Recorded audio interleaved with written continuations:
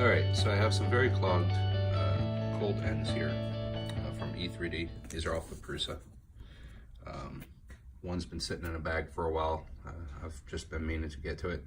I'm going to try to unclog these today.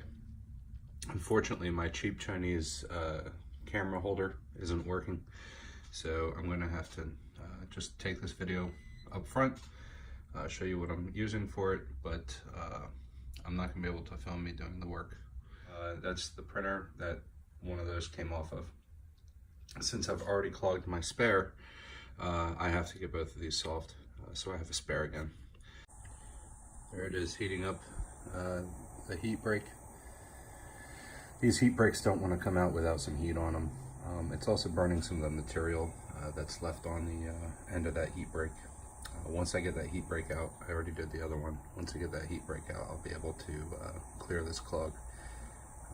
So, work in progress. Alright, I got the heat break out of it, but I still can't get the end of this PTFE out. I'm thinking I'm going to clip it off flush and then try to shove it through the other way. Let's see what happens. But here's the heat break. It also seems to have a thermal paste on it. A lot more than the other one. So I don't know what this thermal paste is and why it's different on this one. So I got it out, but it didn't go so well.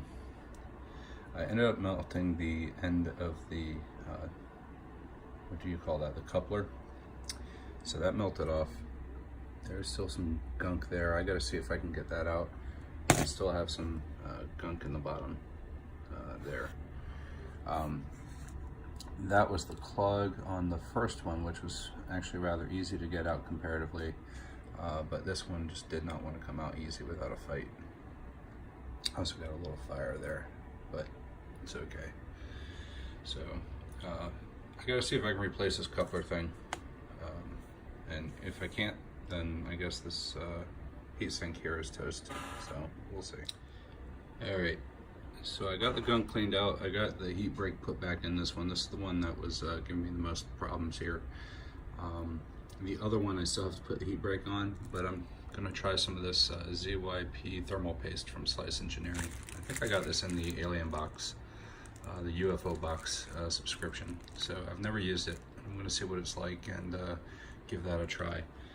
Because I was surprised that this one has a lot less thermal paste than the other one. So we'll see. And it does look like I'm able to order the coupler, the little plastic piece, so I'll just order one of those. This is a little weird. I have this stuff here, but I'm not sure what I'm supposed to do with that. Maybe that's just a spreader I'm supposed to use, and was that just a tip? Or is that a nozzle? I'll have to install it and see. So I just thought that was weird.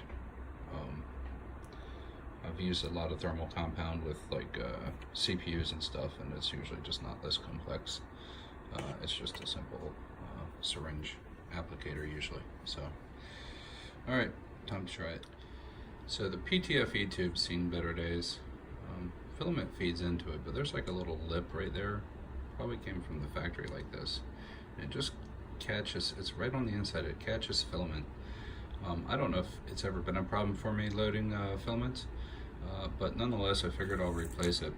I had two choices. I have this one here, which is a much smaller opening.